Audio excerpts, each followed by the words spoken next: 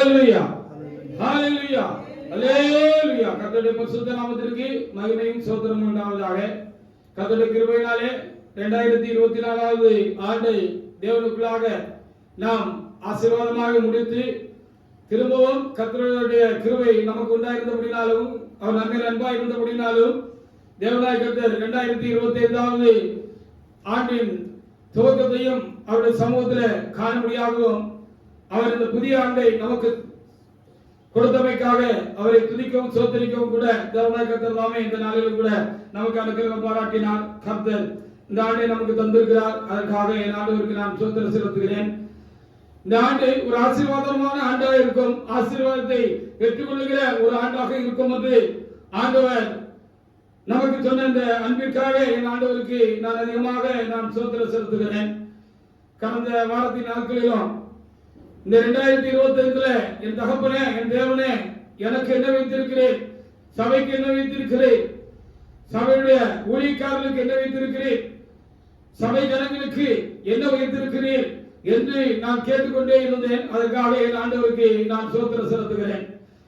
அப்படியே கடந்த நாட்களில் இந்த கடைசி பரிசுத்த நாளில கடந்து வந்து தேவனாய சமூகத்துல தேவனுக்கு இந்த கடைசி பரிசுத்த ஆராதனையை சந்தோஷமாக மகிழ்ந்து ஆராதிக்கும்படியாக தேவனாய கர்த்தர் கிருபை செய்தார். அதற்காக என் ஆண்டவருக்கு நான் நன்றி செலுத்துகிறேன். அப்படி அந்த பரிசுத்த ஆராதனை பகுதிகள் எல்லாம் கடந்து போய் கொண்டிருந்தது. அப்படி ஊழியக்காரர் எழும்பி சாட்சி பகிர்ந்து கொண்டிருந்தார். அப்படி ஒரு சாட்சி பகிர்ந்து கொண்டிருந்த காரியங்கள் எல்லாம் நாம் கேட்டோம். அதற்காக என் ஆண்டவருக்கு நாம் நன்றி செலுத்துவதற்கு நாம் கடமைப்பட்டிருக்கிறோம்.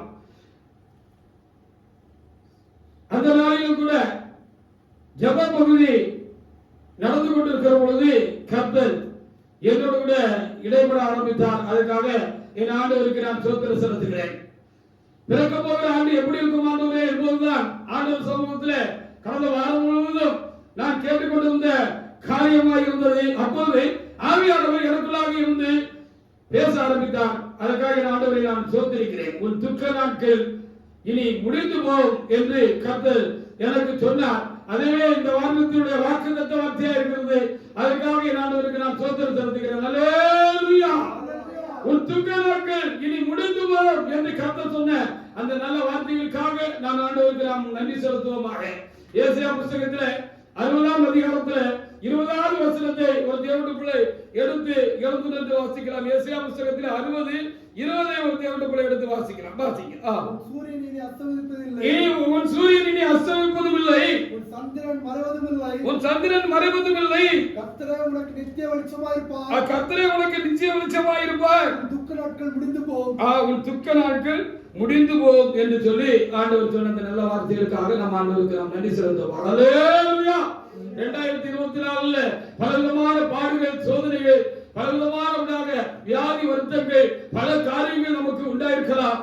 ஆனாலும் இந்த பிறந்திருக்கிற இந்த ஆண்டு நமக்கு அப்படிப்பட்ட எல்லா காரியங்களிலிருந்து நமக்கு ஒரு விடுதலை கொடுத்து ஆண்டவர் நமக்கு அருளின இந்த வாக்குத்தத்தமான வார்த்தையின்படி ஒரு துக்க நாட்கள் முடிந்து போகும், இனி நீ துக்கப்பட வேண்டியது இருக்காது என்று சொல்லி ஆண்டவர் இந்த வருடத்தை குறித்து 2020 குறித்து தேவனாய கர்த்தர் நமக்கு நல்ல வார்த்தைகளை தேவனாய கர்த்தர் கொடுத்திருக்கிறார்.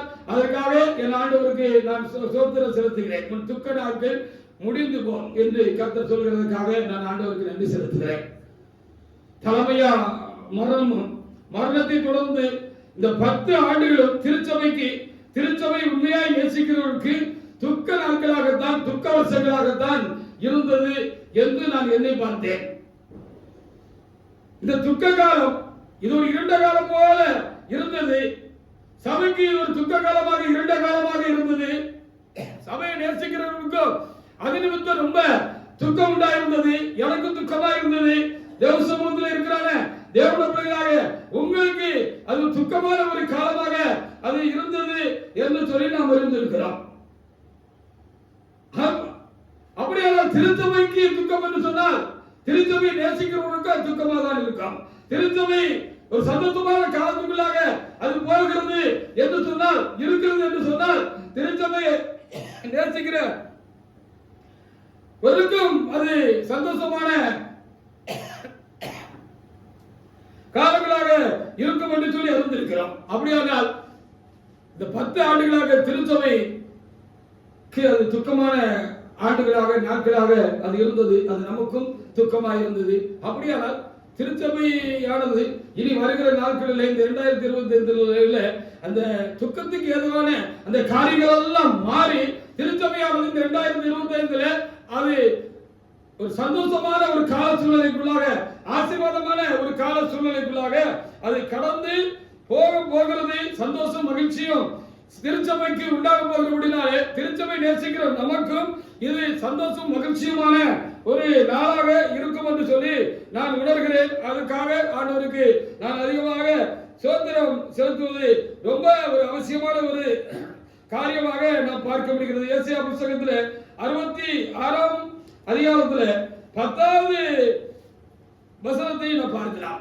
என்ன நடந்தது என்று நமக்கு எல்லாருக்கும் தெரியும். நமக்கு இது சந்தோஷமான ஆண்டாக, துக்கம் நாட்கள் முடிந்து போய் சந்தோஷமான ஆண்டாக நமக்கு இருக்கும் என்று நாம் பார்க்கிறோம். அப்படியானால் சபையை உடைத்தவர்கள், உடைத்து சந்தோஷப்பட்டவர்கள் சந்தோஷத்திற்கும் ஒரு முடிவு வருகிறது என்று நாம் பார்க்க வேண்டியது இருக்கு. வாசிக்கலாம். ஏசாயா 66:10.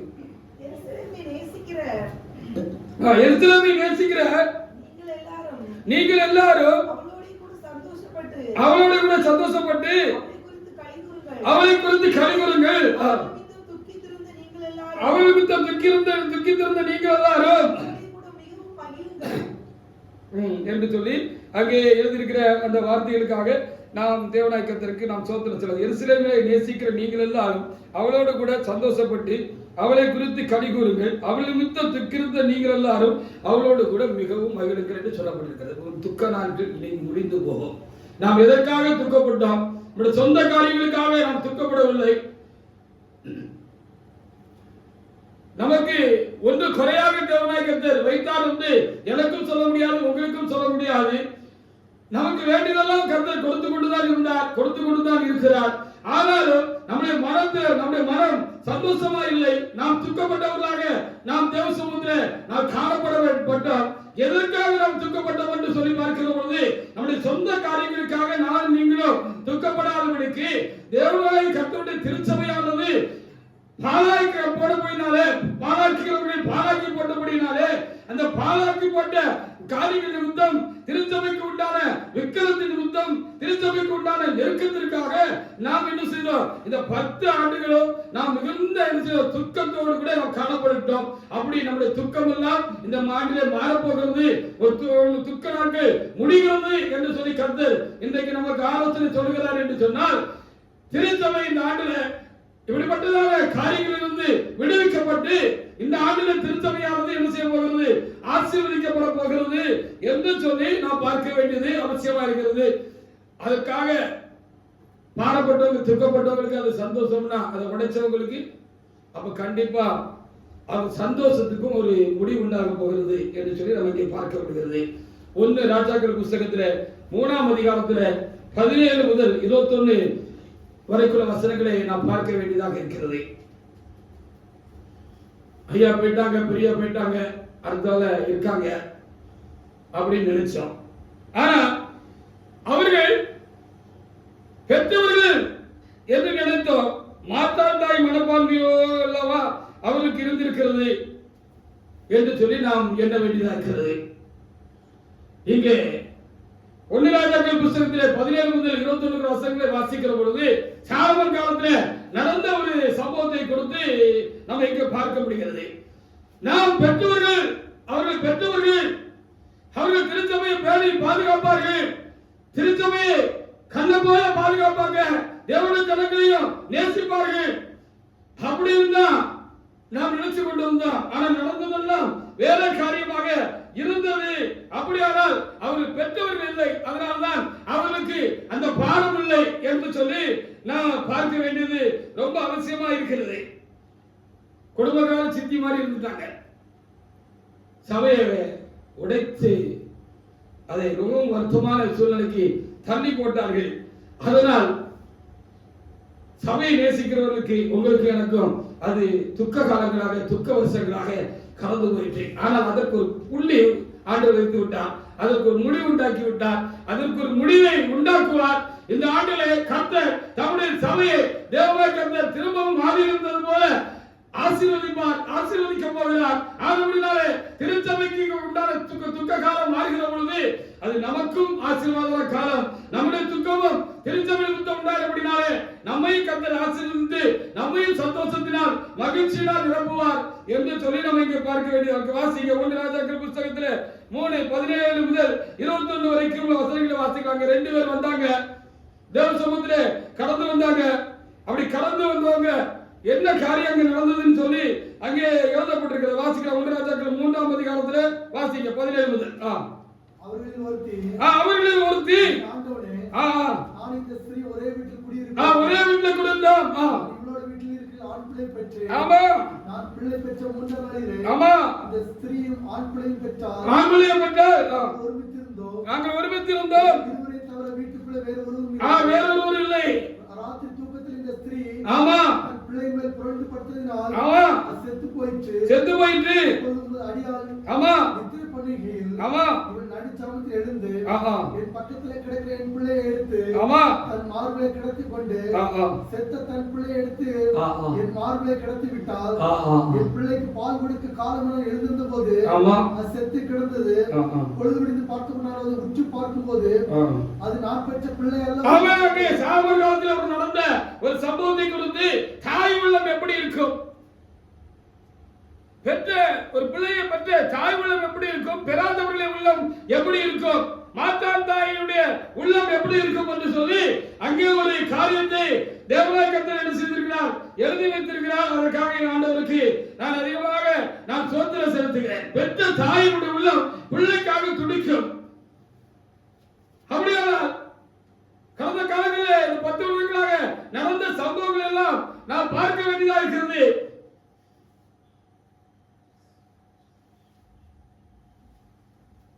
சபைக்கு நேரிட்ட காரியங்கள் எல்லாம் மிகுந்த துக்கமான ஒரு காரியமாக இருக்கிறது. இங்கே சொல்லப்பட்ட காரியங்களை போலதான் அது இருக்கிறது என்று சொல்லி நாம் அங்கே பார்க்க வேண்டியதாக இருக்கிறது.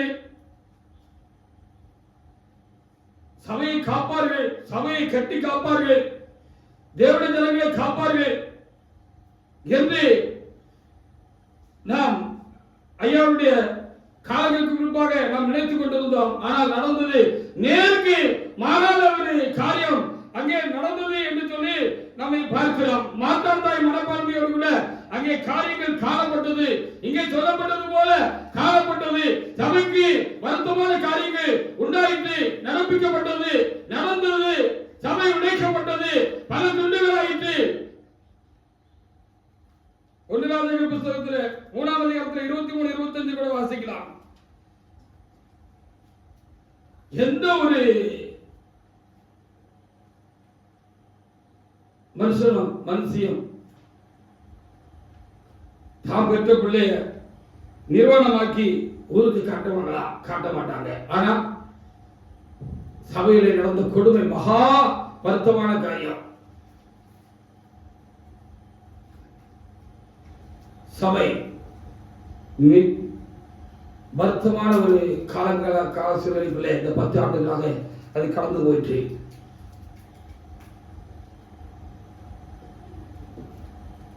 வாசிக்கலாம். 1 ராஜாக்கள் 3, 23, 25 வசனங்களை வாசிக்கலாம். வாசிங்க.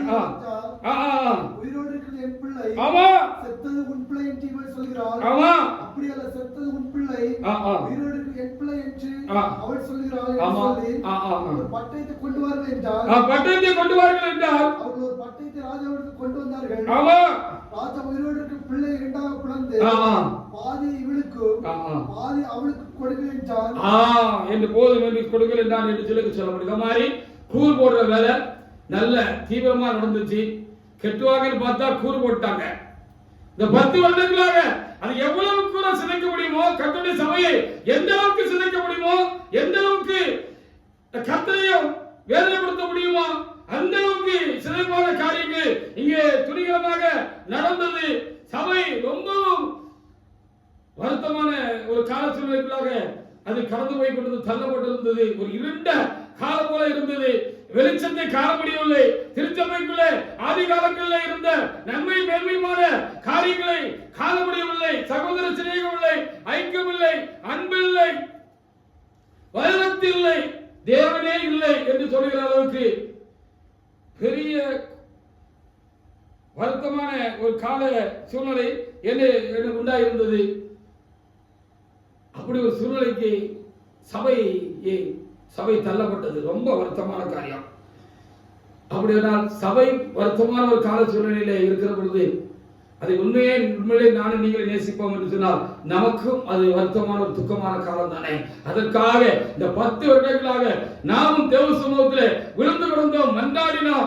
எப்பொழுது இந்த சூழ்நிலை மாறும், இந்த உடைக்கப்பட்ட இந்த சூழ்நிலை எப்பொழுது மாறும், தேவன் இல்லாத ஒரு சூழ்நிலைக்கு தள்ளப்பட்டிருக்கிறாங்க, இந்த திருச்சபையினுடைய காரியங்கள் என்றைக்கு மாறும் மாறும் மாறும் என்று சொல்லி நாம் தேவ சமூகத்தை என்ன செய்திருந்தோம், ஒவ்வொரு நாளும் காத்திருந்தோம். கடந்த வருடத்திலும் நாம் அதிகமாக என்ன செய்தோம், அதற்காக நாம் என்ன செய்திருந்தோம், காத்திருந்தோம் என்று சொல்லி நாம் அறிகிறோம். அப்படி காத்திருந்த நமக்கு தேவநாயகத்தில் கொடுக்கிற ஒரு ஆசீர்வாதமாக ஒரு நம்பிக்கை விட்டுக்கிறதால நம்மளை மகிழ்ச்சி ஒரு காரியம் என்று சொன்னால் உன் துக்க நாட்கள் இனி என்ன செய்யும், முடிந்து போகும் என்பதுதான் கர்த்தர் நமக்கு கொடுக்கிற ஆசீர்வாதமான வார்த்தையாக இருக்கிறது. ஏனென்று சொன்னால் அந்த விழுந்து கிடக்கிறான தம்முடைய சபை எப்பொழுது தேவநாயகத்தில் எழுப்புவார், எழுப்பி கட்டுவார், அதை எப்பொழுது திரும்பவும் கர்த்தர் சுத்திகரித்து பரிசுத்தப்படுத்துவார், எப்பொழுது சாத்தான் பிடியில் இருந்தும் அவனுக்கு கையாள்களாய் போன மனிதனுடைய கரங்களில் இருந்தும் அந்த திருச்சபையானது எப்பொழுது தேவனால் விடுவிக்கப்பட்டு அது திரும்பவும் ஆதிநிலை அடையும், திரும்பவும் திருச்சபை இந்த பூமியில புகழ்ச்சியாகும், மகிமையடையும், மேன்மையடையும் என்று காத்து தவிர்த்து துக்கத்தோடு இருந்தோம். அதில் நமக்கு ஒரு ஆசீர்வாதமான காலம் இந்த வருடம். சபை இந்த ஆண்டிலே திரும்பவும் புதுப்பித்து பரிசுத்தப்படுத்தி எழுப்பி கட்டப்படும். ஹல்லேலூயா! யார் சபைக்காக, சத்தியத்துக்காக, தேவ காரியங்களுக்காக, சபையின் காரியங்களுக்காக தேவ சமூகத்தை துக்கத்தோடு விழுந்து கிடந்தார்களோ அவர்களை கொண்டு கர்த்தர் தம்முடைய திருச்சபையுடைய வேலைகளை திரும்பவும் ஆரம்பித்து துவக்கி தீவிரப்படுத்த போகிறார். ஆனபடியால் திருச்சபையினுடைய துக்க காலங்கள் முடிந்து போய்விட்டது. திருச்சபையிற்கு திரும்பவும் ஆசீர்வாதமான காலங்கள் வருகிறது. அது திருச்சபைக்கு ஆசீர்வாதமாக இருக்குமானால், திருச்சபைக்கு மகிழ்ச்சியான காலங்களாக இருக்குமானால், அந்த திருச்சபைக்காக தேவ சமூகத்தில் விழுந்து கிடந்த எனக்கு உங்களுக்கும் நமக்கு மாத்திரமல்ல இந்த திருச்சபைக்குள்ள இந்த கடைசி காலத்து திருச்சபைக்குள்ள இருந்தவர்கள் இன்னும் எத்தனை ஊழியக்காரர்கள் இல்ல எத்தனை தேவனுடைய ஜனங்கள் ஆகாங்க சபையுடைய காரியங்கள் இப்படி வருத்தமாக போய்விட்டது. இந்த அளவுக்கு ஒரு ஜாதிகளும் தூசிக்கிற அளவுக்கு உள்ளே காரியங்கள் நடந்தேறி கொண்டிருக்கிறது. உணர்வில்லாத ஒரு சூழ்நிலை உண்டாயிருக்கிறது. இது எப்பொழுது மாறும் என்று தவித்துக் கொண்டிருந்தவர்களுக்கு இந்த ஆண்டு ஒரு சந்தோஷமும் மன மகிழ்ச்சியும் ஆசீர்வாதமான ஆண்டாயிருக்கும். காரணம் திருச்சபை அங்கே எழுப்பி கட்டப்படுகிறது என்று சொல்லி நான் பார்க்க வேண்டியதா இருக்கிறது. உண்மையிலே ஐயா போயிட்டாங்க, பெரியா அவருடைய வேலை வந்த பொழுது அவருடைய ஓட்டத்தை முடித்து அவர்கள் கட்டடத்தில் போய்விட்டார்கள். அடுத்து இருந்தவர்கள்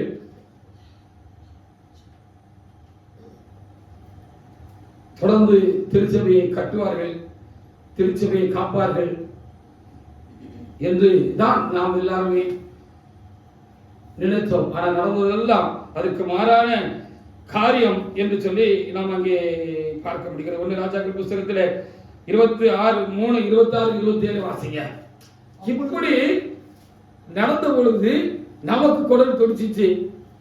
ஆனா அந்த வேலையை செய்தவங்களுக்கு குடல் துடிக்கல. பெற்றிருந்தா துடிச்சிருக்கோம். நாங்க தான் பெற்றோம், நாங்க தான் வளர்த்தோம் அப்படின்னு சொன்னாங்க. எதுக்கு பெற்றாங்க, எதுக்கு வளர்த்தாங்க, உண்மையிலே பெற்றாங்களா அப்படின்னு இந்த 10 ஆண்டுகளில் நடந்த ஒவ்வொரு சம்பவமும் அவர்கள் நடந்து கொண்ட காரியங்களும் திருச்சபைக்கு செய்த அநியாயங்களும் துரோகங்களா, திருச்சபையுடைய நாமம் திருச்சி கொடுக்கிறவான காரியங்கள் எல்லாம் நடந்ததும் அதுக்கு காரணமாக இருந்ததையும் நம்ம பார்த்தோம்னா ரொம்ப யோசிக்க வேண்டிய விஷயம்தான். இல்லை அப்படின்னு தான் நம்ம ஒரு முடிவுக்கு வர வேண்டியது இருக்கிறது. இவங்களுக்கு அது கஷ்டமா இல்லை, அவங்க துணிகரமாக இந்த காரியங்களை செய்தார்கள். அப்படிதான் இங்கே எழுதப்பட்டிருக்கிறது. வாசிக்கலாம். 1 ராஜாக்கள் 3ஆம் அதிகாரத்தில் 26-27 வசனங்களை எடுத்து வாசிக்கலாம். வாசிங்க. தாய் அப்பொழுது உயிரோடு பிள்ளையின் தாய் பிள்ளைக்காக அவள் குடல் துடித்ததினால் அவளுக்காக பிள்ளைகளுக்கு குடல் துடித்ததினாலே ராஜாவை நோக்கி ஐயோ ஐயோ என் ஆண்டவனே உயிரோடு இருக்கிற பிள்ளையை கொல்ல வேண்டாம், அதை அவளுக்கே கொடுத்து விடு. மற்றவள் அது எனக்கும் வேண்டாம் உனக்கும் வேண்டாம் விழுந்து போடுங்கள் என்றார். ஆமா, தாயா இருந்தா பெற்றவளா இருந்தா இதைத்தான் சொல்லுவாங்க அப்படின்னு சொல்லி பார்க்கிறோம். மற்றவளா இருந்தா ரெண்டா வகுந்து போட்டிருங்க, எனக்கு வேண்டாம் அவளுக்கு வேண்டாம் அப்படின்னு தான் சொல்லுவாங்க. எனக்கு கிடைக்காது, ஒருத்தருக்கும் வேண்டாம். அதுதான இந்த 10 வருடத்தில் நடந்த கொடுமையான ஒரு காரியமாக இருக்கிறது. இப்படிதானே நடந்து விட்டது. சபைக்கு நேர்ந்த அவலம் மகா கொடுமையான ஒரு காரியமாக இருந்து விட்டது அல்லவா? இது எத்தனை வருத்தமான காரியம். சபை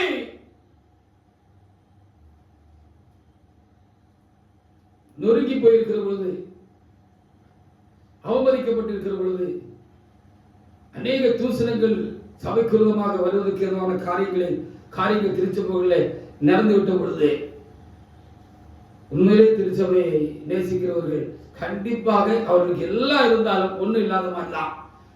தேவனாய கர்த்தர் இந்த 10 ஆண்டுகளே தலைமையா கடந்து போய்விட்ட போதிலும் என்னையும் உங்களையும் ஆசீர்வதிக்காமல் இல்லை. என்னையும் உங்களை கர்த்தர் பல வகையில் ஆசீர்வதித்திருக்கிறார். நமக்கு ஒரு குறைவையும் நமக்கு தேவனாய கர்த்தர் விற்கவில்லை. நாம் கேட்டதுக்கு அதிகமாக நம்முடைய தேவனாய கர்த்தர் எனக்கும் உங்களுக்கும் தேவனுடைய பிள்ளைகளுக்கும் திருச்சபை மக்களுக்கும் செய்தார் செய்து கொண்டே இருந்தார் என்று சொல்லி பார்க்கிறோம். ஆனாலும் அவைகளெல்லாம் நமக்கு ரசிக்கவில்லை. அதெல்லாம் நமக்கு ஒரு பெரிய காரியமாக தெரியவில்லை. அது மேல நம்ம மனசு நிக்கல. ஏன் அப்படின்னு சொன்னா, திருச்சபை காரியங்கள் எல்லாம் பாதிக்கப்பட்டிருக்கிற பொழுது நமக்கு எப்படி அது சந்தோஷமாயிருக்கும்? நாம் துக்கமுகமாய் காணப்பட்டோம், துக்கித்து தலை விழுந்து கிடந்தோம், தேவ சமூகத்திலே துக்கித்து விழுந்து கிடந்தோம். நமக்கு இந்த வருஷத்துல கொடுக்கிற ஆறுதலான செய்தி என்ன சொன்னால், உன் துக்க நாட்கள் முடிந்து போகும் என்று சொல்லி தேவனாய கர்த்தர் நமக்கு நல்ல ஆலோசனைகளை தேவனாய கர்த்தர் தருகிறார். அவைகளுக்காக நாம் தேவனாய கர்த்தருக்கு நாம் ஸ்தோத்திரம் செலுத்துவோமாக. அவர் வீட்டில் உண்டான பிரச்சனைய, அவருடைய சமூகத்துல அவருடைய சபைக்குள்ள உண்டான பிரச்சனைய தீர்க்கிறதுக்கு இவர்களுக்குள்ள ஒரு விவேகியும் இல்லாமல் போய்விட்டதுதான் இந்த 10 ஆண்டு காலத்தை திரும்பி பார்க்கிற பொழுது நாம் ரொம்ப வருத்தப்பட வேண்டிய ஒரு காரியமா இருக்கிறது. 1 கொரிந்தியர் 6ஆம் அதிகாரத்துல 1வது வசனத்தை நாம் எடுத்து வாசி பாருங்க. நம்ம தானே போதிச்சோம், நீங்க தானே போதிச்சீங்க, நம்ம தானே போதிச்சோம். நமக்குள்ள ஒரு பிரச்சனை, ஒரு காரியம் நமக்குள்ள உண்டாயிருக்கும் என்று சொன்னால் அது நமக்குள்ளே தீர்த்து கொண்டோம். அப்படின்னு தானே போதிச்சோம். ஆனா திருச்சபைக்கு இவ்வளவு பெரிய அவல நிலை உண்டாகிறதற்கு போதிச்சதை விட்டுட்டோம்ல, விட்டுட்டு செய்யக்கூடாதெல்லாம் நம்ம செஞ்சதுதானே காரியமாய் போயிட்டது. 1 கொரிந்தியர் 6ஆம் அதிகாரத்துல 1வது வசனத்தை ஒரு தேவனுடைய எடுத்து வாசிங்க. உங்களில் ஒருவனுக்கு வேறொருவனுடைய வழக்குண்டானால் வழக்காடுபடி அவன் பரிசுத்தவான்களிடத்தில் போகாமல் அநீதிக்காரத்தில் போக துணிகிறது என்ன? 4ஆம் வசனத்திலிருந்து வாசிக்கலாம். இந்த ஜீவனிக்கற்ற வழக்குகள் உங்களுக்கு இருந்தால், ஆமா, தீர்ப்பு செய்வதற்கு சபையில் அற்பமாய் எண்ணப்பட்டவர்களை நியமித்துக் கொள்ளுங்கள். சபையில் அற்பமாய் நியமித்துக் கொள்ளுங்கள். உங்களுக்கு வெட்கம் உண்டாகும்படி இதை சொல்லுகிறேன். சகோதரனுக்கு உண்டான வழக்கை தீர்க்கத்தக்க விவேகம் ஒருவனாய் உங்களுக்குள் இல்லையா? சகோதரன் வழக்காடுகிறார். அவிசுவாசத்திற்கு முன்பாக அப்படி செய்கிறான். நீங்கள் ஒருவர் வழக்காடுகிறது, ஆமா, எவ்விதத்தில் குற்றமாய் இருக்கிறது. அப்படி செய்கிறதை விட, ஆமா, நீங்கள் ஏன் அநியாயத்தை சகித்துக் கொள்கிறதில்லை, ஏன் நஷ்டத்தை படுத்திக் கொள்கிறதில்லை என்று சொல்லி அங்கே எழுதப்பட்டிருக்கிறது. இதெல்லாம் நம்ம போதிச்சோம் தானே, நம்ம போதிக்கப்பட்டோம் தானே. போதிச்சவங்க சபைக்கு நெருக்கொண்டாத பொழுது ஒரு தலைவன் இல்லாமல்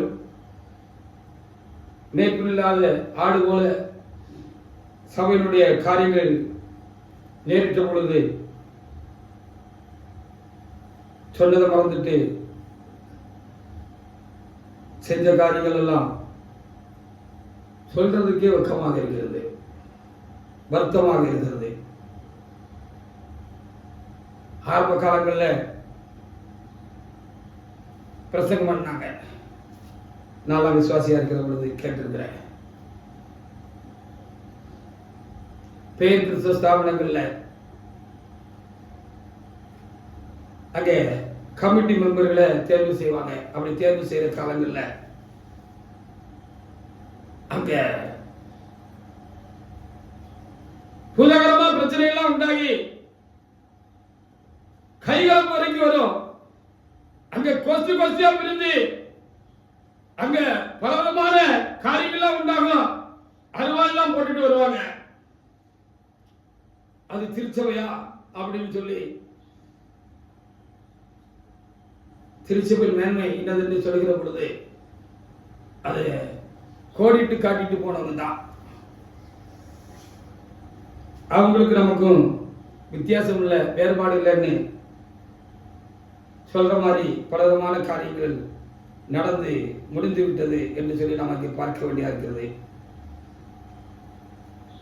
நிறைய பாவ லிஸ்ட் கொடுத்துட்டு 9ஆம் வசனத்துல அநியாயம் செய்யறதுக்கு தேவனுடைய ராஜ்யத்துக்கு போக மாட்டாங்கன்னு அங்க எழுதி வச்சிருக்கிறது. வாசிக்கலாம் 9ஆம் அதிகாரத்துல அந்த முதல் வார்த்தையை மாத்திரம் ஒரு எடுத்து வாசிக்கலாம். வாசிக்கலாம். அநேககாலம் தேவனுடைய ராஜ்யத்தை சுதந்திரிப்பதில்லை என்று அறியீர்களா? அநேககாலம் தேவனுடைய ராஜ்யத்தை சுதந்திரிப்பதில்லை என்று அறியீர்களா? ஹல்லேலூயா. அநியாயம் செய்யக்கூடாது, யாருக்கு அநியாயம் செய்யக்கூடாது. அதிலும் திருச்சபைக்குள்ளே ஒருவருக்கு ஒருவர் நம்ம என்ன செய்யக்கூடாது, அநியாயம் செய்யக்கூடாது. பிரச்சனை வந்தா பேசி தீர்த்துக்கணுமே, கூடி தீர்த்துக்கணுமே, நமக்குள்ளாகவே தீர்த்துக்கணுமே. போலீஸ் ஸ்டேஷன் போலாமா, கோர்ட்டுக்கு போலாமா, லஞ்சம் கொடுக்கலாமா, நியாயத்தை பறக்கலாமா, இதெல்லாம் செஞ்சா நம்ம காரியங்கள் தேவ சமூகத்தில் நிக்குமா? அப்படி நம்ம நினைக்காம போயிட்டோமே. இந்த 10 வருஷமா துக்கமான ஒரு காலங்களாக கடந்து போயிட்டேன்.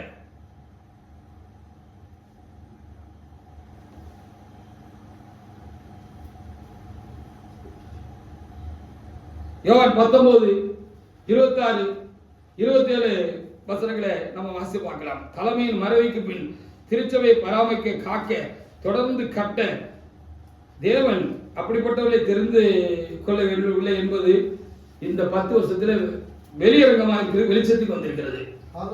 ஹல்லேலூயா.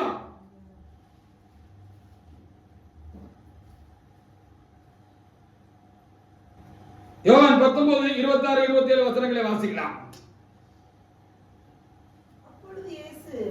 குட் ஃப்ரைடே காலங்கள்ல இப்படி நிறைய பரிசுத்தவான்கள் இதை குறித்து வியாக்கியானம் பண்ணி இருக்கிறாங்க. வாசிக்கலாம். அப்பொழுது இயேசு நம்முடைய தாயையும் தம்முடைய தாயையும் தமக்கு அன்பாயிருந்த சீஷனையும் கண்டு நம்முடைய தாயை நோக்கி அதோ உன் மகன் என்றார். அந்த சீஷனை நோக்கி அதோ உன் தாய் என்றார். ஆமா, இது அதிகமா வியாக்கியானம் பண்ணி நம்ம சபையில நம்ம பிரசங்கம் பண்ணியிருக்கிறோம், தேவனுடைய சபையில. ஹல்லேலூயா.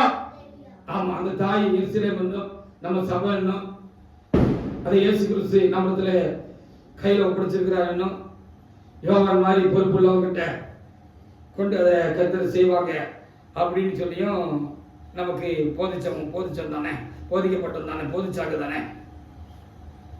அப்ப நடந்தது என்ன?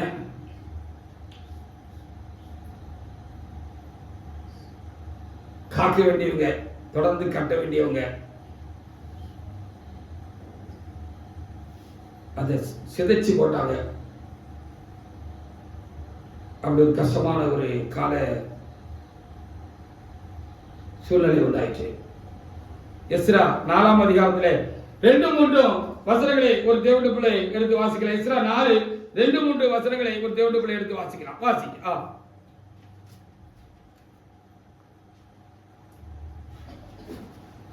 சபைக்கு ஒரு நெருக்கடி வருகிறது, கஷ்ட காலம் வருகிறது, ஒரு பாதிப்பான காலம் வருகிறது. சபையை கட்டி காக்க வேண்டியிருக்கிறது, பாதுகாக்க வேண்டியிருக்கிறது, அதற்கு பக்கபலமாக இருக்க வேண்டியிருக்கிறது. அதற்காக நம்முடைய ஜீவனை கொடுக்க வேண்டுமானாலும் கொடுக்க வேண்டியது காரியமாக இருக்கிறது. அப்படி எல்லாம் இருந்தார்கள் அந்த காலங்களில் என்று சொல்லி இங்கே நாம் பார்க்கலாம். அதற்காக தேவசமத்திலே விழுந்து கிடந்தார்கள், கதறினார்கள்.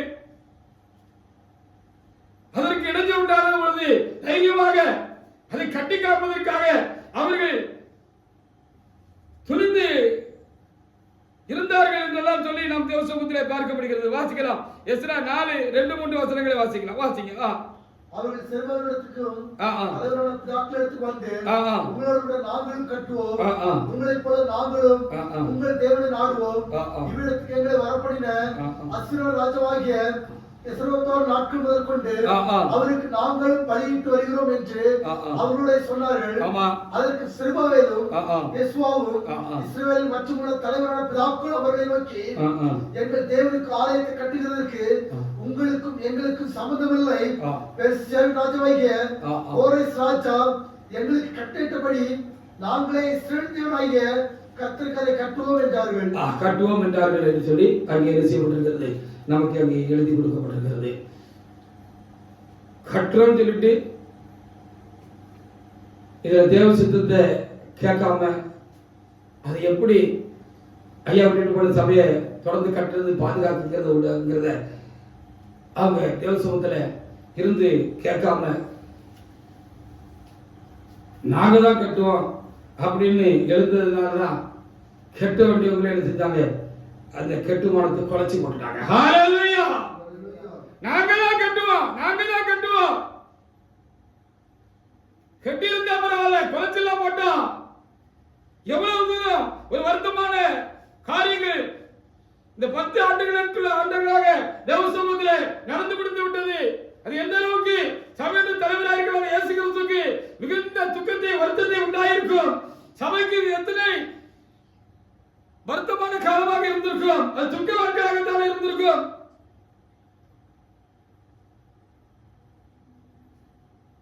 நம்ம இப்படி உடைச்சோமே, இப்படி அநியாயம் பண்ணோமே, இப்படி தீங்கு விளைவிச்சோமேன்னு சொல்லி எந்த அர்த்தமும் இல்லை. தொடர்ந்து வரைச்சுக்கிட்டே தான் இருக்கிறாங்க. 1 2 ஆக்குறாங்க, 2 3 ஆச்சு. ஒருத்தருக்கு ஒருத்தர் பகையாளி, ஒருத்தருக்குள்ளமா ஒருத்தர் எழுப்பி துணிகரமான காரியங்களை செய்தாங்க.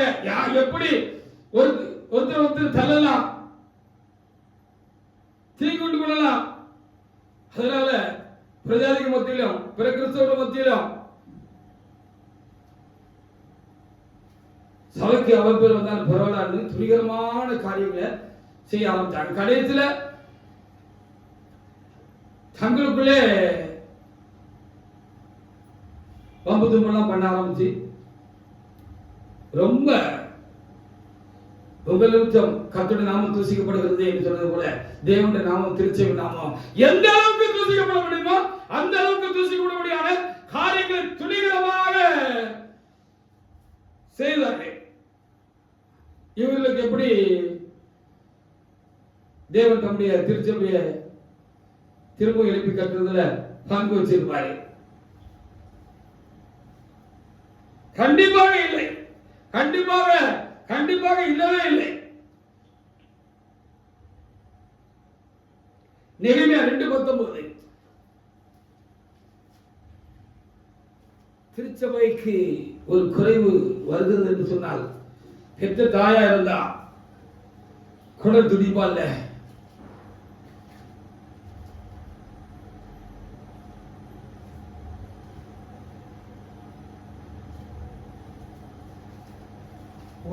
சன்பலாத்தும் அம்மோனியனான தொபியா என்னும் ஊழியக்காரனும் ஆமா அரபியரான கேசவ இதை கேட்டபொழுது எங்களை பரிகாசம் பண்ணி ஆமா எங்களை நிந்தித்து நீங்கள் செய்கிற இந்த காரியம் என்ன? ஆமா நீங்கள் ராஜா குரமா களம் பண்ண போகிறீர்கள் என்றார்கள். ஆமா அதற்கு நான் மறுமொழியாக பரலோகத்தின் தேவனானவர் எங்களுக்கு காரியத்தை கைக்குடி வர பண்ணுவார். ஆமா அவருடைய ஊழியக்காரர் நாங்கள் எழுந்து கட்டுவோம் உங்களுக்கோ என்றார். எஸ்ரேலுடைய பங்கும் இல்லை பாத்தியும் இல்லை உங்கள் பேர் விளங்க ஒன்றும் இல்லை என்று அவங்களோடு சொன்னேன். பாத்தீங்களா, திருச்சபையை நஷ்டப்படுத்தினவங்க திருச்சபையை எழுப்பி கட்ட முடியாது தானே. அப்ப கர்த்தர் எல்லாத்துக்கும் ஒரு காலம் வச்சிருக்கிறார், முடிவுண்டாக்குகிறவராக இருக்கிறார். இந்த 10 ஆண்டுகளாக திருச்சபை மிகவும் பாதிக்கப்பட்டது, வருத்தமான ஒரு சூழ்நிலைக்கு அது தள்ளப்பட்டது, துக்க நாட்களாய் போயிட்டு, துக்க வருஷங்களாக போயிட்டு. ஆனாலும் தேவனையும் திருச்சபையும் துக்கப்படுத்தினவர்களுக்கு வெட்கப்பட வெட்கப்படல. தொடர்ந்து தங்களை செய்யறதுக்காக அவர் செஞ்ச அநியாயத்துக்கு கணக்கே இல்லாம போயிட்டு. ஆனால் கர்த்தர் எப்பொழுதும் அப்படியே பார்த்துக்கிட்டே இருப்பாரா? அப்படி இல்லை. அவர் பார்த்துக்கொண்டே அவர் கண்டிப்பாக இருக்க மாட்டார் என்று சொல்லி நாம் பார்க்க வேண்டியது இருக்கிறது. தங்களுடைய சுயநலத்திற்காக சபையும் பங்கு போட்டுக் கொண்டார்கள், துண்டு போட்டுக் கொண்டார்கள். ஆத்மாக்களையும் அவர் சுயநலத்துக்காக பங்கு போட்டுக் கொண்டார்கள். இதான் இந்த 10 வருஷத்துல நடந்திருக்கு. நாங்க தான் கட்டுவோம், கட்டலையே.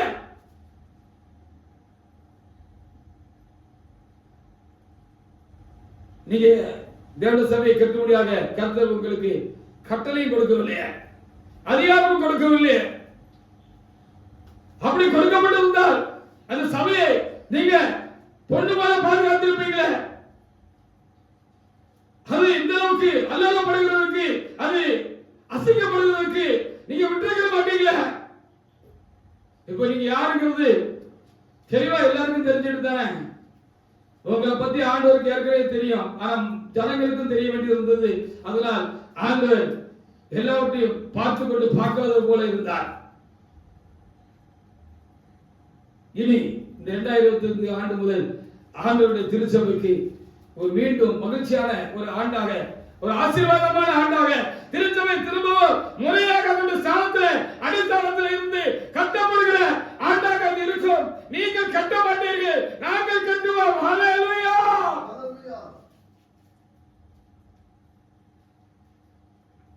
திருச்சபை பாதிக்கப்பட்டு விழுந்து கிடந்த பொழுது துக்கமாக இருந்தது. நீங்க இல்ல, நாங்க தான் துக்கமா இருந்தோம். நேற்று வரைக்கும் நாங்க தான் துக்கமா இருந்தோம். கர்த்தர் இந்த வார்த்தையை கொடுத்த பொழுது எங்களுக்கு ஒரு இளைப்பாறுதல் உண்டாயிற்று. அதற்காக நான் என் ஆண்டவருக்கு நான் ஸ்தோத்திரம் செலுத்துகிறேன். ஹல்லேலூயா. கடந்த ஆண்டிலே 2024 ஆண்டு பிறந்த பொழுது தேவனாய் கர்த்தர் பல வாக்குத்தத்தங்களை நமக்கு கொடுத்தார். அவைகளில் ஒன்று இந்த ஆண்டு இளைப்பாறுதல் ஆண்டாக இருக்கும் என்று சொல்லி 2024 என்னுடைய தேவன் பேசினார். ஆனாலும் இந்த வருடம் நெருங்கி கடைசியில வருகிற வரைக்கும் இளைப்பாறுதல் இல்லை. எந்த விஷயத்தில் இளைப்பாறுதல் இல்லை? எனக்கு என் தேவன் நன்மை செய்யவில்லையோ? திருச்சபை ஜனங்களே, உங்களுக்கு தேவனாய் கர்த்தர் நன்மை செய்யவில்லையோ? கேட்டதெல்லாம் கொடுக்கவில்லையோ? தரவில்லையோ? தந்தார்களே. பின்னும் ஏன் என் ஆத்மாவிலே இளைப்பாறுதல் இல்லை, ஒரு ரெஸ்ட் இல்லை, ஒரு ஏன் இல்லை? ஏன் இல்லை? சங்கீதம் 137 1 முதல் வசனங்களை வாசித்து பார்க்கலாம். திருச்சபை மிகவும் பாதிப்பான ஒரு கால சூழ்நிலையில அது மூச்சிறைந்து கிடக்கிறது.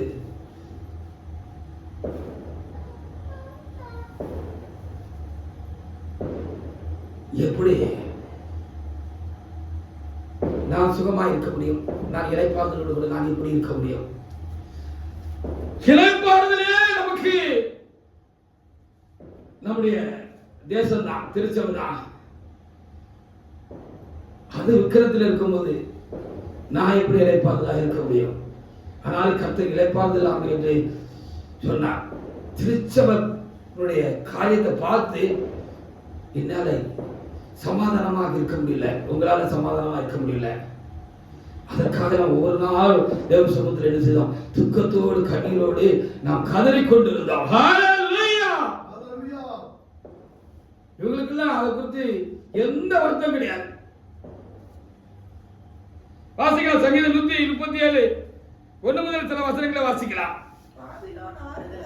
ஆமா, அன்னைக்கு தேவனுடைய ஜனங்கள் எருசலேம் இடிக்கப்பட்டு, அலங்கங்கள் இடிக்கப்பட்டு, கர்த்தருடைய ஆலயம் தீக்கிரையாக்கப்பட்டு, ஜனங்கள் எல்லாரும் அடிமைகளாக கொண்டு போய்விட்டாங்க. அப்படி கொண்டு போன இடத்துல அங்க நடந்தது குறித்து இங்க எழுதப்பட்டிருக்கிறது. அப்போ நீங்க உங்க எருசலேம்ல நல்ல பாட்டுகள் எல்லாம் உண்டாம அந்த பாட்டுகள் எல்லாம் கொஞ்சம் எங்களுக்கு பாடி காட்டுங்கன்னு சொல்லி எதிரிகள் கேட்டார்களா.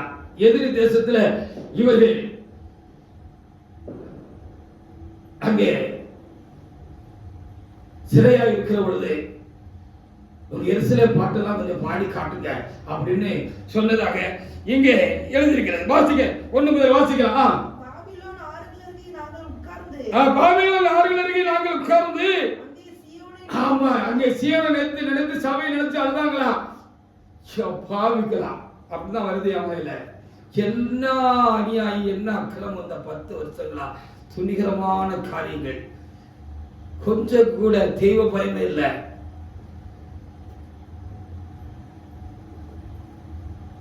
வாசிங்க. அது நடுவில் இருக்கும் அலரி செடிகளின் மேல் கிண்ணத்தை தூக்கி வச்சுட்டாங்க. அந்த மகிழ்ச்சியாக எருசலேமை குறித்து பாடின அந்த காலம் இனி எப்பொழுது வரும் என்று தெரியவில்லை என்று சொல்லி அதை தூக்கி அலரி செடி மேல வச்சுட்டு ரொம்ப சோகமா இருந்தாங்கன்னு சொல்லப்பட்டிருக்கிறது. உங்களுக்கு துக்கமே இல்லையா, வருத்தமே இல்லையா? வாசிங்க. ஆமா,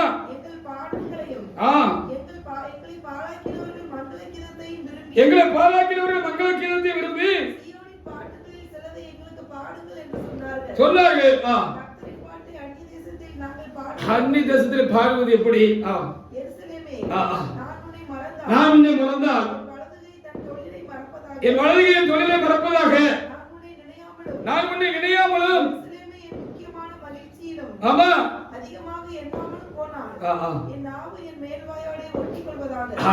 கர்த்தருடைய தேசம் தான், அது எருசலேம் தான் அவர்களுக்கு மகிழ்ச்சியா இருந்திருக்கிறது.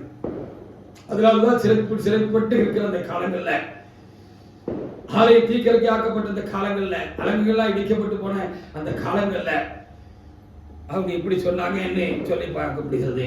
சந்தோஷமா எப்படி இருந்தாங்க, இருக்க முடியும். ஏன்னா இவங்க தங்களுக்காகவும் தங்களுடைய தேசத்தை, கர்த்தருடைய தேசத்தை அவர்கள் அதிகமாக நேசித்தார்கள், ஆலயத்தை நேசித்தார்கள். ஆனபடினாலே அங்கே தேவனுடைய ஆலயத்துக்கு அந்த தேசத்துக்கும் பெரிய இடுக்கணும் இக்கட்டும் உண்டாகி தேசம் பாழாக்கப்பட்ட பொழுது, ஆலயம் தீக்கிரைக்காக்கப்பட்டு போன பொழுது அவர்கள் சிறைப்பட்டு இருந்தார்கள். அது சிறைவாளுக்குள்ளாக இருந்தார்கள். இந்த சிறைவாளுக்குள்ளாக இருந்த நேரத்துலதான் இப்படி சொன்னாங்க, நாங்க அந்நிய தேசத்துல இருந்தாலும் சிறைப்பட்ட ஒரு வாழ்க்கை எங்களுக்கு உண்டாயிருந்தாலும் எருசலேமை நாங்க எப்படி மறக்க முடியும்? அது நடக்காம எப்படி இருக்க முடியும்? அதுவல்லவா இவ்வளவு முக்கியமான மகிழ்ச்சி அப்படின்னு சொல்லி ரொம்ப வேதனையான துக்கமான ஒரு நிலையில அவருடைய காரியங்கள் எல்லாம் இருந்துச்சுன்னு சொல்லி பார்க்கலாம். ஆனா நீங்க எப்படி இருந்தீங்க? உடைச்சவங்கள நீங்க எப்படி இருந்தீங்க? ஹalleluya! கூலப்பட்டவங்கள, துண்டப்பட்டவங்கள, துண்டாக்குறவங்கள, அநியாயம் செய்தவங்கள, தேவனுடைய சபைக்கு துரோகம் செய்தவங்கள நீங்க எப்படி இருந்தீங்க? அது சிதைக்கப்பட்ட பொழுது, உடைக்கப்பட்ட பொழுது உங்களுக்கு வருத்தமே இல்லையா? சபை ஆத்துமாக்களை பங்கு போடுறதுதான் போட்டியும் காரியமாக இருந்தது. எசேக்கியேல் 34:4 வாசிக்கலாம். நல்ல மேய்ப்பனா இல்லையே?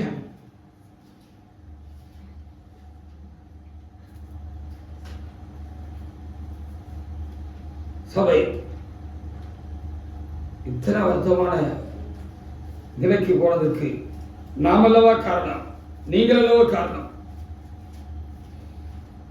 கண்டிப்பாயா 2025 இருந்து கர்த்தருடைய வேலை தீவிரப்படும்னா திரும்பவும் அலகுகள் இடிக்கப்பட்ட அலகுகள் எல்லாம் கட்டப்படும் என்று சொன்னார். கர்த்தருடைய ஆலயம் அது சாலத்துல திரும்பவும் இந்த இடத்திலிருந்து அது கட்டப்படும் என்று சொன்னால் அதற்காக துக்கித்தவர்களுக்கு அது சந்தோஷமான காலமாக இருக்கும். ஹalleluya.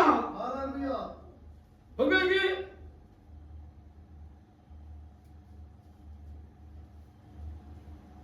எசேக்கியேல் 34:4 வாசிக்கலாம். வாசிங்க. நீங்கள் பலவீனமானவர்களை பலப்படுத்தாமலும் நீங்கள் பலவீனமானவர்களை பலப்படுத்தாமலும் நசல் கொண்டவர்களை குணமாக்காமலும் எலும்பு முறிந்தவர்களை காயம் கட்டாமலும் துரத்துண்டவர்களை திருப்பி கொண்டு வராமலும் காணாமல் போனவர்களை தேடாமலும் போய் பலாத்காரமும் கடுமையாய் அவர்களை ஆண்டீர்கள். ஹalleluya. அப்படிதான் நடந்துச்சு. ஆத்துமாக்களை பத்தி உங்களுக்கு கவலை இல்லையே, சபையை பத்தி உங்களுக்கு கவலை இல்லையே. எதுக்கிட்டு போனால் என்ன, நாசமா போனால் என்ன, எப்படி போனால் என்ன, ஒன்றுக்கு இல்லாமல் போனால் என்ன, இதை பத்தி உங்களுக்கு கவலை இல்லையே.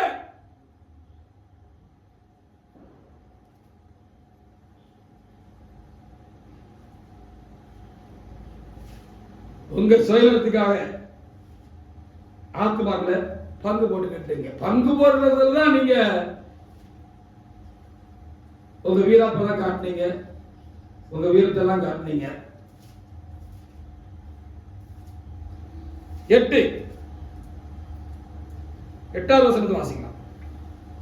கர்த்தராகிய ஆண்டவராய் இருக்கிற நான் என் ஜீவனை கொண்டு சொல்கிறேன், என் மேய்ப்பன் இல்லாததினால் என் ஆடுகள் சூறையாகி காட்டுமிருகங்களுக்கெல்லாம் இரையாய் போயின. ஆமா, மேய்ப்பர்கள் என் ஆடுகளை விசாரியாமல் போனார்கள். மேய்ப்பர்கள் மந்தையை மேய்க்காமல் தங்களையே மேய்த்தார்கள். அவங்கதான் முக்கியம், வேற எதுவும் முக்கியம் இல்ல. சபை முக்கியம் இல்ல, ஆத்துமாக்கள் முக்கியம் இல்ல. எத்தனையோ நல்ல ஆத்துமாக்கள் சபைக்குள்ளே நடந்த தீமையான காரியங்கள் இடறி எழுந்து விட்டார்கள். பலரும் சபையை விட்டு தூரமாக போய்விட்டார்கள். யாரும் போல என்ன, யார் போல என்ன, எனக்கு நான் தான் முக்கியம் அப்படிங்கிற மாதிரி தானே இந்த 10 ஆண்டுகள் கடந்து போய்விட்டது. எப்பொழுது இதற்கு ஒரு முடிவும் தீர்வும் உண்டாகும் என்று சொல்லி வேதனையோடு தேவசமத்திலே கடந்தவர்களுக்கு இந்த 2025ஆம் ஆண்டு சந்தோஷம் மகிழ்ச்சியான ஆண்டா இருக்கும். தேவனுடைய சபைக்காக, தேவனுடைய காரியங்களுக்காக துக்கமாயிருந்தவர்களை பார்த்து கர்த்தர் சொல்லுகிற காரியம் என்ன என்று சொல்லி பார்க்கிற பொழுது ஒரு துக்க நாட்கள் முடிந்து போகும். ஹல்லேலூயா. இனிமே நமக்கு துக்கம் இல்லை. ஏன்னா கர்த்தர் விழுந்து கிடக்கிறார். தம்முடைய திருச்சபையை இந்த ஆண்டுல எழுப்பி அதை பரிசுத்தப்படுத்தி அதை சிறப்படுத்தி எழுப்பி கட்டுகிறாக. இந்த 2025ஆம் ஆண்டு இருக்கும். ஹல்லேலூயா. அது விழுந்து கிடந்த பொழுது அதோடு கூட சேர்ந்து விழுந்து கிடந்தவர்களை கொண்டு தேவனாய் கர்த்தர் விழுந்து கிடக்கிறார். தம்முடைய திருச்சபையை தேவனாய் கர்த்தர் எழுப்பி கட்டுவார். ஹல்லேலூயா. இவர்களுக்கு கண்டிப்பாக அதிலே பங்கில்லை.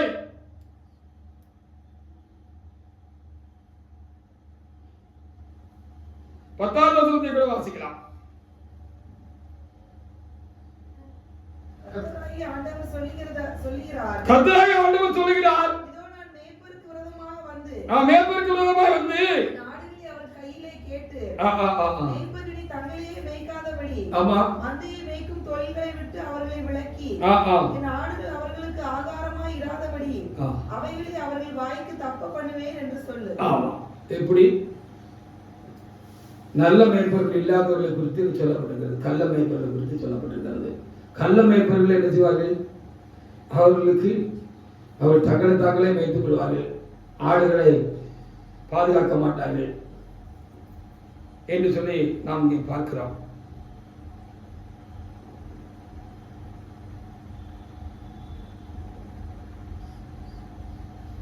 அப்போ இவங்களுக்கு யார் முக்கியம் இல்லை, சபையும் முக்கியம் இல்லை, மக்களும் முக்கியம் இல்லை. இவங்களுக்கு இவங்க தான் முக்கியம், இவங்க தான் ஆளணும். அது கடவுள் நியமித்த தெரிந்து கொள்ளப்பட்ட காரியமா இருந்தால் தானே அது நடக்கும். அந்த காரியத்திற்காக தங்களை நிலைநிறுத்திக் கொள்ள வேண்டும் என்பதற்காக அதற்காக எந்த இழிசையையும் துணிகரமாக செய்வார்கள், செய்தார்கள். இதானே உண்மை, இதானே காட்சி, இதான நடந்தது. இதனால பாதிக்கப்பட்டது தேவனுடைய திருச்சபை. நானவே மாட்டாங்க. எசேக்கியேல் 34:2 கூட வாசிக்கலாம். மனுபுத்திரனே, இஸ்ரவேல் மேய்ப்பருக்கு விரோதமாய் தீர்க்கதரிசனம் உரை. இத்தீர்க்கதரிசனம் உரைத்து அவர்களோடு சொல்ல வேண்டியது என்னவென்றால், கர்த்தராகிய ஆண்டவர் மேய்ப்பருக்கு சொல்கிறார், தங்களை மேய்க்கிற இஸ்ரவேல் மேய்ப்பருக்கு ஐயோ, மேய்ப்பரால் மந்தையை மேய்க்க வேண்டும். மந்தையை மேய்க்கிற பேர் உங்களே மேய்ச்சிக்கிட்டீங்களே. உங்களுக்காக தானே இந்த 10 வருஷமா குஸ்தி போட்டீங்க, எல்லாம் பண்ணீங்க, அநியாயம் பண்ணீங்க.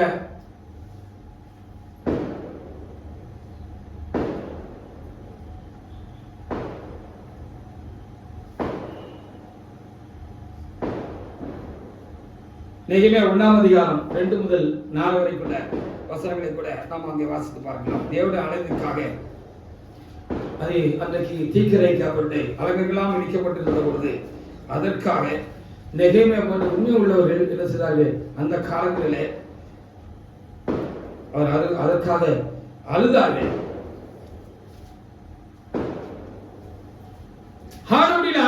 தேவனாய் கர்த்தர் ஆலயத்தை கட்டவும்,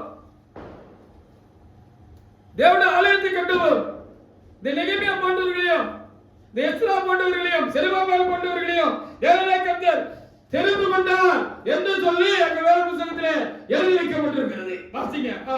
நெகேமியா 1:2 முதல் 4 வரைக்குள்ள வசனங்களை வாசிக்கலாம். என் சகோதரர் ஒருவனாகிய அனானியனும் ஆமா வேறு சில மனுஷரும் ஆமா யூதாவிலிருந்து வந்தார்கள். அவர்களுக்கு நான் சிறையிருப்பில் மீன்பிடி தப்பின ஆமா யூதரின் செய்தியையும் ஆமா செய்தியை விசாரித்தேன். அதற்கு அவர்கள் மீண்டவர்கள் அந்த தேசத்திலே மகா தீங்கையும் நிந்தை அனுபவிக்கிறார்கள். எருசலேமின் அலங்கம் இடிக்கப்பட்டதும் அதன் வாசல்கள் அக்கினியால் சுட்டெரிக்கப்பட்டதுமாய் கிடக்கிறது என்றார்கள். இந்த வார்த்தைகளை கேட்டபொழுது நான் உட்கார்ந்து அழுது சில நாளாய் துக்கித்து உபவாசித்து மன்றாடி தேவனை நோக்கி ஜெபம் பண்ணாங்க அப்படி சொல்லப்பட்டிருக்கு. ஹல்லேலூயா. அன்னைக்கு இருந்தாங்க, இன்னைக்கு இருப்பாங்க, இருக்கிறோம். ஹல்லேலூயா. ஹல்லேலூயா. இந்த 10 வருஷமாக திருச்சபைக்காக தோசமத்திலே விழுந்து கிடந்தோம் நாங்கள். எங்களோடு கூட சில தேவனுடைய பிள்ளைகளும் தேவனுடைய மனுஷர்களும் விழுந்து கிடந்தார்கள். இன்னும் நமக்கு தெரியாம இந்த கொடூரக்காரர்களுக்கு கெடுத்து போன நிலையில ஆங்காங்கே திருச்சபை முழுவதும் உண்மையுள்ள தேவனுடைய மனுஷர்களும் உண்மையுள்ள தேவனுடைய ஜனங்களும் இதற்காக சுக்கித்துக் கொண்டுதான் இருந்திருப்பார்கள். ஹல்லேலூயா.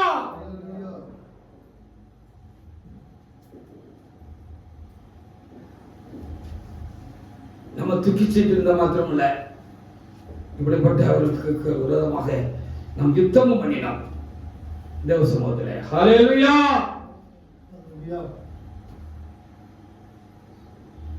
அப்போ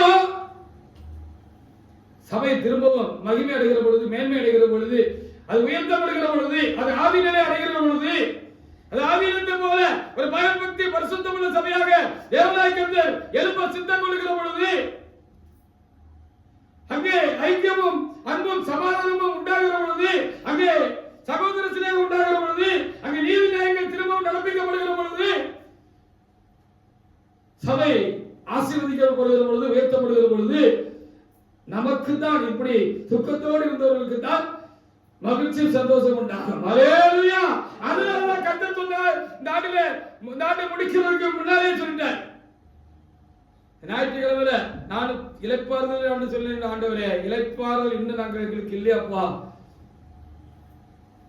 சபையிட்டு காரியங்கள் எல்லாம் இன்னும் நாளுக்கு நாள் ரொம்ப வருத்தமான ஒரு கால சூழ்நிலைக்கெல்லாம் போய் கொண்டிருக்கிறதே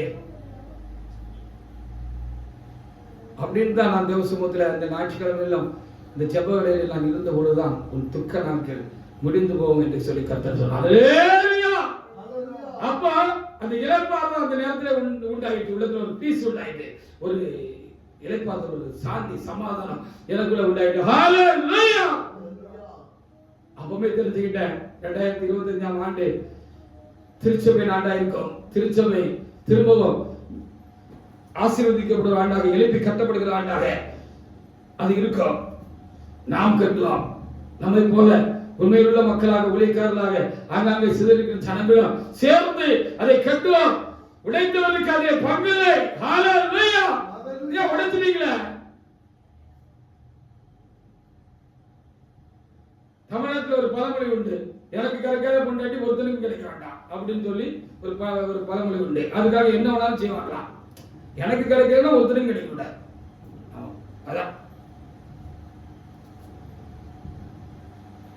இதான் முன்னோடிகளாக இருக்கிற தலைவர்களுக்கு அழகோ.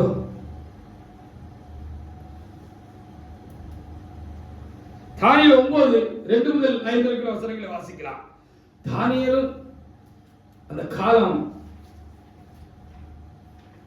முன்னறிக்கப்பட்ட காலம் நெருங்கி வந்துவிட்டது என்பதை அவர் நினைச்சு அந்த காலங்களில் ஜெபம் பண்ணார். அப்போ சபைக்கு, தேவனுடைய தேசத்துக்கு, எருசலேமுக்கு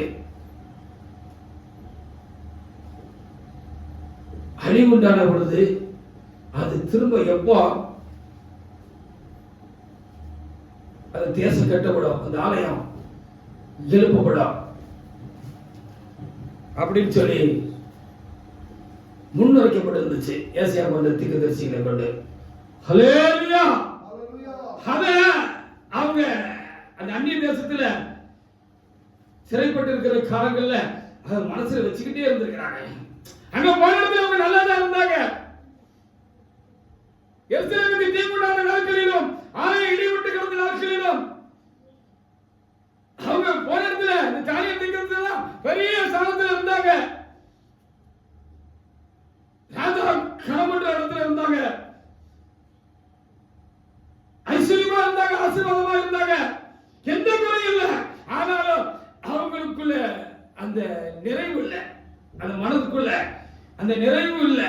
ஏன்னா எல்லாம் இருந்தோம், ஒண்ணு இல்லாத போல இருந்துச்சு. அதை அவங்க அனுபவிக்கல அப்படின்னு மட்டும் நம்ம உணர முடியுது. அதை மகிழ்ச்சியா அனுபவிக்கல. ஏன்னா எருசலேம் பாலா கிடக்க,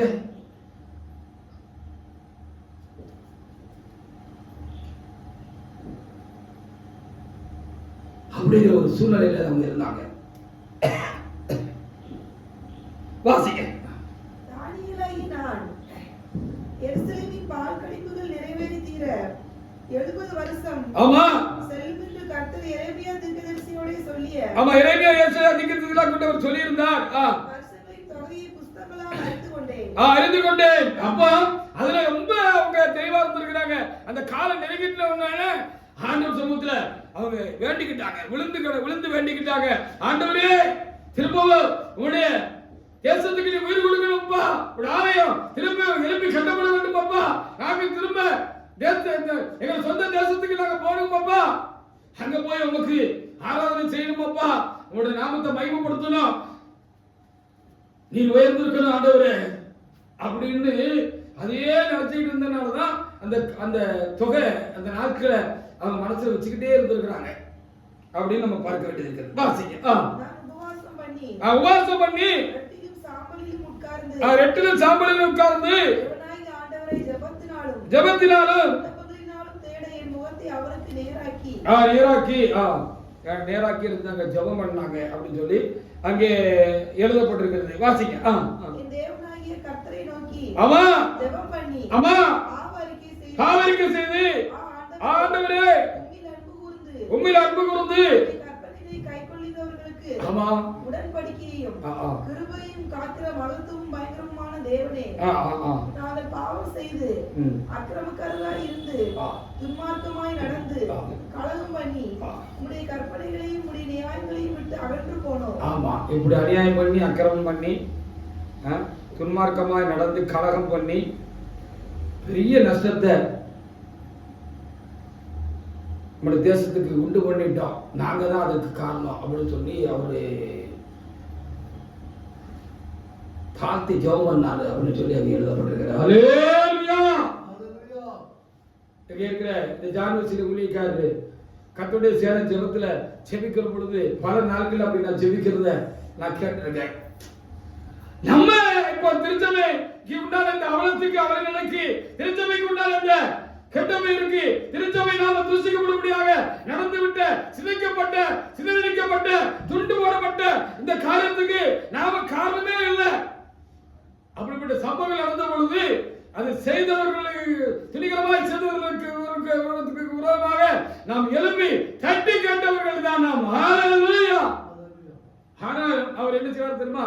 இந்த தானியேல் ஜெபிச்சது போல ஜெபம் பண்ணாரு. இந்த இவ்வளவு தூரம் சம்பவம் நடந்ததுக்கு இப்படி சபை ரொம்ப வருத்தமான ஒரு நிலைக்கு தள்ளப்பட்டதற்கு நாங்க தான் காரணம் அப்படின்னு சொல்லி ஜெபம் பண்ண. அப்படிதான் தானியேல் ஜெபம் பண்ண. தானியேலா காரணம் இல்ல, அதை சமையல போட்டுக்கிட்டாரு.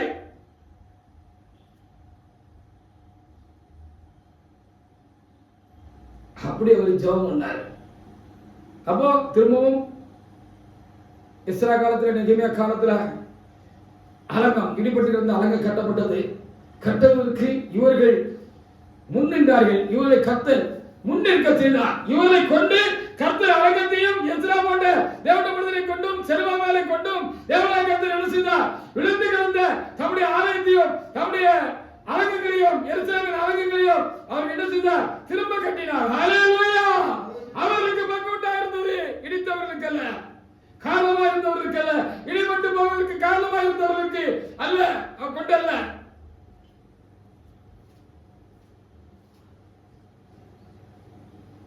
யார் சபைக்காக பரிதவிக்கிறார்களோ அவர்களை கொண்டு கர்த்தர் இந்த ஆண்டு முதல் தம்முடைய வேலையை தீவிரப்படுத்தி தம்முடைய சபையை, இந்த கடைசி கால சபையை கர்த்தர் கட்டுவார்.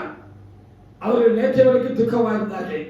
இன்று முதல் அவர்களுக்கு இது ஒரு மகிழ்ச்சியும் சந்தோஷமான காலம்.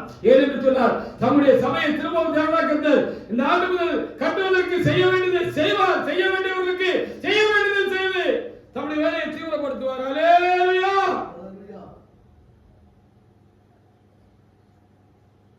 சங்கீதம் 102 13 முதல் சில வசனங்களை வாசிக்கலாம். அப்போ யாரு சீயோனுக்காக பரிதவித்தார்களோ, யாரு எருசலேமுக்காக இந்த கடைசி கால திருச்சபைக்காக அது வருத்தமான ஒரு சூழ்நிலைக்கு தள்ளப்பட்டு போன பொழுது துணிகரக்காரர்கள் துணிகரமான காரியங்களை செய்து அதற்கு குறைவுண்டாக்கின பொழுது, அதை கெடுத்து போட்ட பொழுது யார் அதற்காக பரிதவித்தார்களோ அவர்கள் தான் தேவனுடைய உண்மை பார்வையில தேவனுடைய மனுஷர்கள், தேவனுடைய ஊழியக்காரர்கள். ஹல்லேலூயா. அப்படிதாங்க வேதம் சொல்லுகிறது, அவருடைய வார்த்தை சொல்லுகிறது. வாசிங்க 102. தேவரீர் எழுந்தருளி சீயோனுக்கு இறங்குவீர். அதற்கு தயவு செய்யும் காலமும் அதற்கு குறித்த நேரமும் வந்தது. ஆமா, வந்து விட்டதப்பா. உம்முடைய ஊழியக்காரர் ஆமா அதன் கல்லின் மேல் வாஞ்சை வைத்து அதன் மண்ணுக்கு பரிதவிக்கிறார்கள். ஆமா ஆமா. கர்த்தர் சீயோனை கட்டி ஆமா தமது மகிமையில் வெளிப்படுவார். ஹல்லேலூயா. அப்பா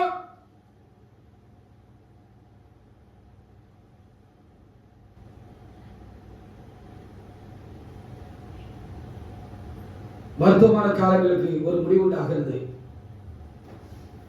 உன் துக்க நாட்கள் முடிந்து போகும். இனி நீ துக்கமா இருக்க வேண்டியதில்லை. நீ திருச்சபை நிமித்தம் நீங்கள் துக்கமா இருந்தீர்கள். அதற்காக நீங்கள் பரிதவிக்கிறவர்களாக இருந்தீர்கள். அப்படிப்பட்டவர்களை கொண்டு கர்த்தர் தம்முடைய சபையை கட்டுவார். ஹல்லேலூயா. நல்ல யோசனை பார்ப்போம்.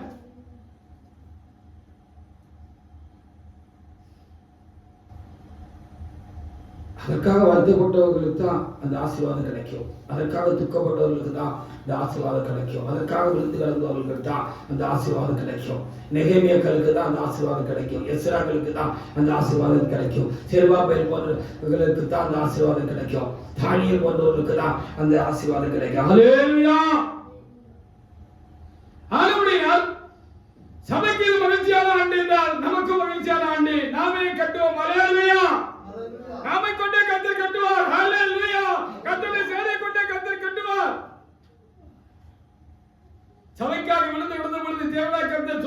முடியாது. நீ ஏன் விழுந்து கிடக்கிறாய்? நீ எழுப்பு, முதலாவது நீ எழுப்பு. நீ எழுந்து ஒரு வாலிபர் கூட்டத்தை எழுப்பு. அந்த வாலிபர் கூட்டம், அந்த வாலிபர் சேனை என்னுடைய சபையை விழுந்து கிடக்கிறார தள்ளிட்டு போனதாக என்னுடைய சபையை கட்டும் என்று சொல்லி கர்த்தர் எனக்கு சொன்னார். ஹalleluya.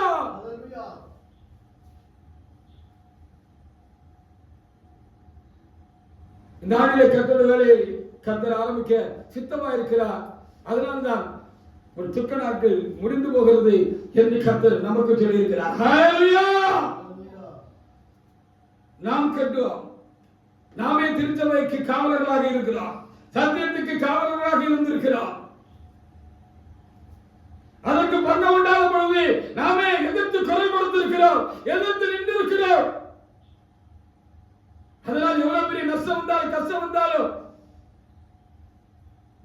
பரவாயில்லை என்று சொல்லி அதற்காக நாம் முன்னின்றிருக்கிறோம்.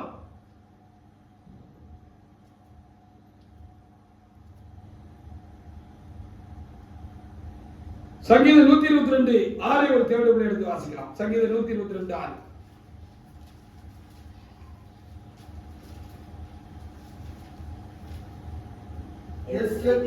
சமாதானத்துக்காக வேண்டிக் கொள்ளுங்கள். எருசலேமின் சமாதானத்துக்காக வேண்டிக் கொள்ளுங்கள். அதை நேசிக்கிறவர்கள் சுகித்திருப்பார்கள் என்று சொல்லி என்ன செய்யப்பட்டிருக்கிறது, அங்கே எழுதப்பட்டிருக்கிறது. அப்படிப்பட்டவர்களுடைய அரங்கத்துக்குள்ளதான் சமாதானமும் அவங்க அரண்மனைக்குள்ளதான் சுகமும் இருப்பதாக என்று சொல்லி 7ஆம் வசனத்தில் எழுதப்பட்டிருக்கிறது. ஹalleluya. அப்படினாலே தேவனுடைய பிள்ளைகளே, நாம் எருசலேமுடைய சமாதானத்திற்காக மீண்டும் அந்த சமாதான காலம் வர வேண்டும் என்பதற்காக திருச்சபை நிகழ்ச்சியிலே திரும்பவும் கர்த்தருடைய கிரியைகள் நடப்பிக்கப்பட வேண்டும் என்பதற்காக கர்த்தர் தம்முடைய சபையிலே திரும்பவும் எழுந்தருள வேண்டும் என்பதற்காக கர்த்தருடைய ஆளுகை உண்டாக வேண்டும் என்பதற்காக நாம் தேவ சமூகத்தில் இந்த 10 ஆண்டுகளாக நாம் காத்திருந்தோம், விழுந்து கிடந்தோம். நமக்கு இது மகிழ்ச்சியும் சந்தோஷமான ஆண்டாயிருக்கும். ஏனென்று சொன்னால் கர்த்தர் நம்முடைய வேலையை தீவிரப்படுத்துவார், தீமைகளுக்கு ஒரு முடிவுண்டாக்குவார். தீமைகளுக்கு ஒரு முடிவுண்டாக்கி தீமை செய்தவர்களுக்கு ஒரு முடிவுண்டாக்கினாதான் அடுத்த வேலையை ஆரம்பிக்கிறதுக்கு சரியா இருக்கும். 10 வருஷமா ஆண்டவர் கால அவகாசம் கொடுத்தோம், கொஞ்சம் கூட ஒரு மாற்றம் இல்லை, உணர்வு இல்லை. நாளுக்கு நாள் ரொம்ப மோசமா தான் போய்கிட்டே இருக்கிறது. இனியும் அவர் பார்த்து கொண்டிருக்க மாட்டார் என்று நான் எண்ணுகிறேன். அதற்காக நான் ஆண்டவருக்கு அதிகமாக நான் ஸ்தோத்திரம் செலுத்துகிறேன்.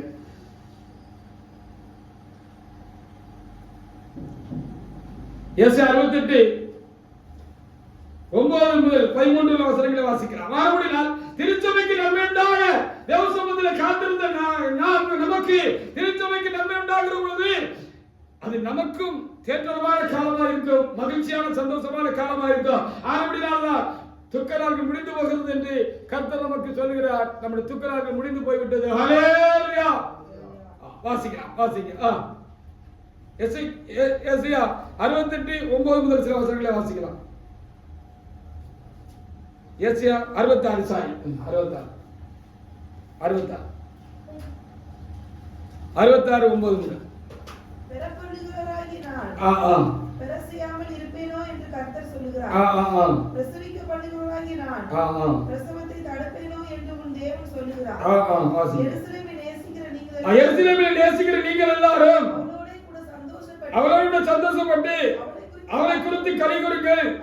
அவளை விட்டு துக்கிருந்த நீங்கள் எல்லாரும் அவளோடு கூட மிகவும் மகிழுங்கள். ஆமா ஆமா ஆமா. நீங்கள் சூப்பி குடித்து அவருடைய மகிமையின் பிரகாசத்தினால் மனமகிழ்ச்சியாகுங்கள். மகிழ்ச்சியாக்கள் என்று சொல்லி கீழே தொடர்ந்து என்ன செய்யப்பட்டிருக்கிறது, ஆசீர்வாதமான வார்த்தைகள் எங்கு என்ன செய்யப்பட்டிருக்கிறது, எழுதி நமக்கு என்ன செய்யப்பட்டு கொடுக்கப்பட்டிருக்கிறது. அவைகளுக்காக நாம் ஆண்டவருக்கு நாம் அதிகமாக நாம் ஸ்தோத்திரம் செலுத்துமாக 65:18 18-19 வசனங்களை வாசிக்கிறோம். அப்படி நாளை திரும்பவும் கர்த்தர் தம்முடைய சபையை, தம்முடைய ஜனங்களை அவர் சிருஷ்டிக்க போகிறார், திரும்பவும் எழுப்பி கட்ட போகிறார். அந்த காலம் இந்த வருஷமாக இருக்கிறது. அதற்காக நாம் ஆண்டவருக்கு நாம் ஸ்தோத்திர செலுத்துமாக வாசிக்க. நான் சிருஷ்டிக்கிறதுனாலே கலிகூறுங்கள். ஆமா,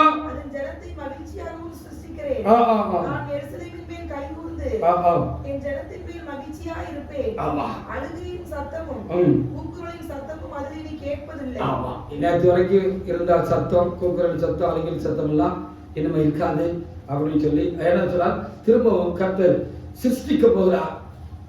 சபையை திரும்பவும் ஆண்டவர் புதுப்பித்து சிருஷ்டித்து உருவாக்க போகிறார். அது நமக்கு ஒரு மகிழ்ச்சியும் சந்தோஷமான காலமாக அது நமக்கு இருக்க போகிறது என்று ஆண்டவர் நாளில் நமக்கு நன்மையான வார்த்தைகளை தேவனாய் கர்த்தர் தந்து ஒரு துக்க நாள்கள் முடிந்து போம் என்று சொல்லி கர்த்தர் நல்ல வார்த்தைகளை நமக்கு தந்திருக்கிறவைக்காக நம் ஆண்டவருக்கு நன்றி செலுத்தமாக. சங்கீதம் 128:5 கூட வாசித்து நாம் முடிக்கலாம். நம்ம ஜீவனுள்ள நாளெல்லாம் திருச்சபையின் வாழ்வை காண்மொழியாக கர்த்தர் நம்மை திறந்து கொண்டிருக்கிறார். அதற்காக நம் ஆண்டவருக்கு நாம் ஸ்தோத்திர செலுத்துமாக. அதற்கு மாறாக அநியாயம் செய்தவர்களுடைய காரியங்களை குறித்து நாம் ஒன்றும் சொல்லுகிறதுக்கில்லை, சொல்ல விரும்பவில்லை. வாசிக்கலாம். சங்கீதம் 128:5-1 எடுத்து வாசிக்கலாம்.